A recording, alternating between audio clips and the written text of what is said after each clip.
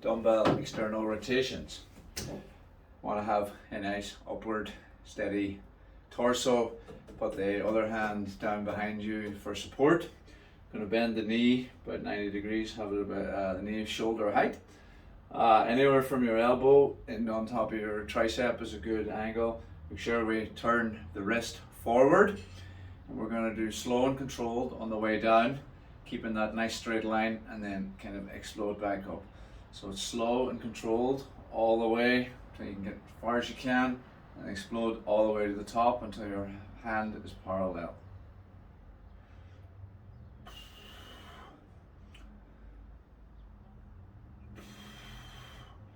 And then just switch sides, same thing, opposite side. Make sure the wrist is nice and straight, and coming down in that straight line as much as possible, all the way down, explode to the top, all the way back down, and explode to the top. Dumbbell external rotations.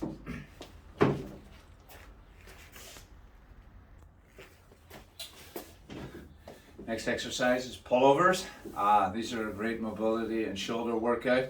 Two different ways to do these. Probably the easier way and a good way to begin is to lay down on the bench, head on the edge, just hold the dumbbell at the top of the inside, and we're just gonna kind of give a diamond shape to our hands, lock out the elbows then, and we're just gonna drop the dumbbell as far as we can, and back up to the top.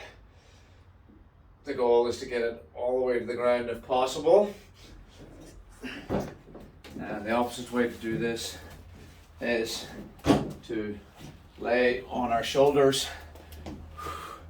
Same thing, put the dumbbell beside you.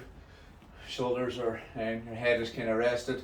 Try and keep your neck neutral with your back so you're looking directly at the ceiling.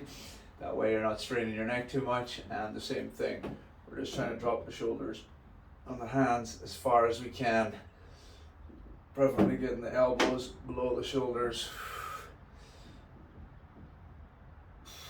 Work the range that you're at today, and as you progress you get better and better, and hopefully you'll be able to touch the dumbbell off the ground. That's dumbbell pullovers. Next exercise is the trap 3 raises. Trap 3 is here, obviously the one that we work out most is up here when we do shrugs and stuff like that there, but this one tends to be not worked out as much and helps with the rotator cuff.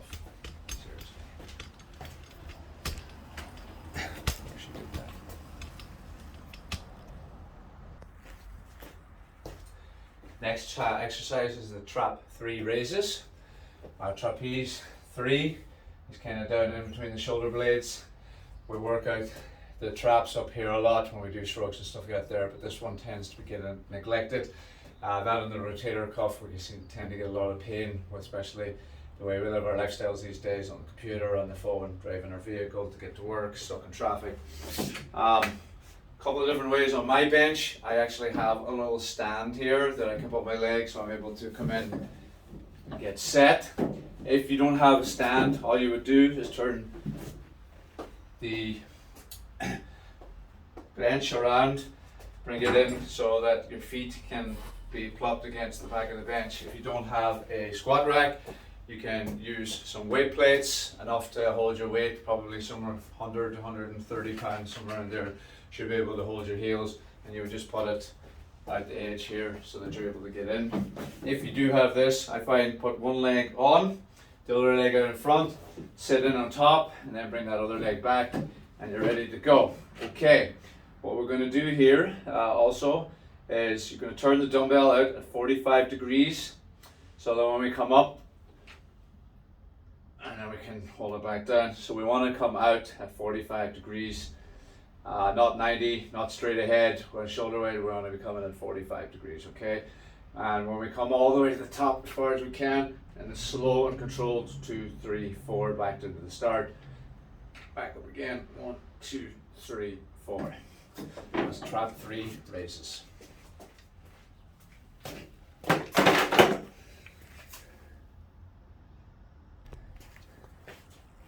Next exercise is dumbbell shoulder press. with this one, when we bring them up, we want to touch the shoulder with the top of the dumbbell every time, and also trying to keep our arms back as far as possible. What I mean by that is that the back of the dumbbell, when you turn to your side, you shouldn't be able to see it, right?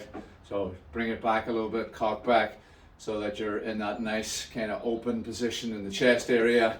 Shoulders are back, touch it off the top of the shoulder all the way to the top, and we're going to control it 1, 2, 3, 4 on the eccentric, back up, 1, 2, 3, 4 on the eccentric. That's dumbbell shoulder press.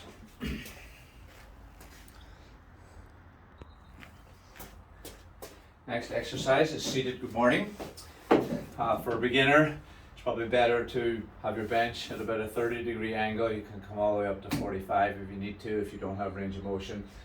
In terms of the feet, they're out past the knees.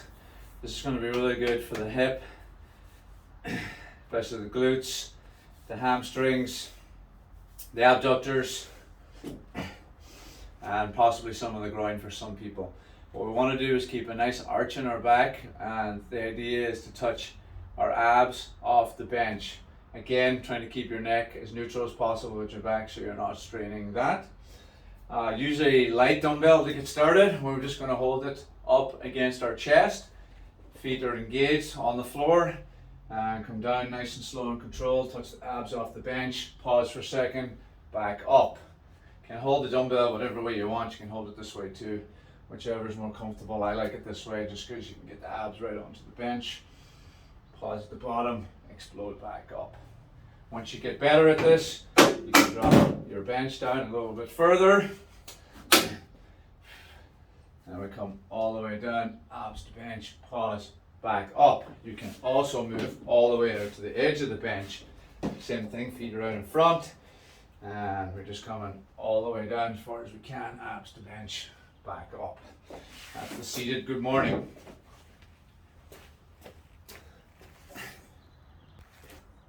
Next exercise is incline pigeon pose. This is more of a stretch. Really, really good. A lot of people in yoga will do this on the floor. I find that using the bench and putting it at an angle actually works the best, because you're able to really get into a very, very deep position.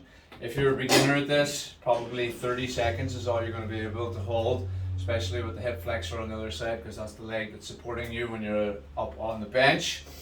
We just come in nice and easy. I like to come put the knee on the very edge of the bench. If you can lift up the top of your bench or the seat of your bench, that's even better for your foot position. And just to begin with, we can start nice and tall. Your hands can be on the bench for support. Just leaning forward, trying to drop the hip in as much as possible. You feel a nice deep stretch in that glute area. Once you become a little bit better at this, you can start with one hand, then 0 hands. Let me grab my dumbbell. And then if you become more advanced at this, on the very end, you can actually start to do it weighted. Just like that, come forward. Wherever you find that best position for yourself is the way to go. That is the incline pigeon pose.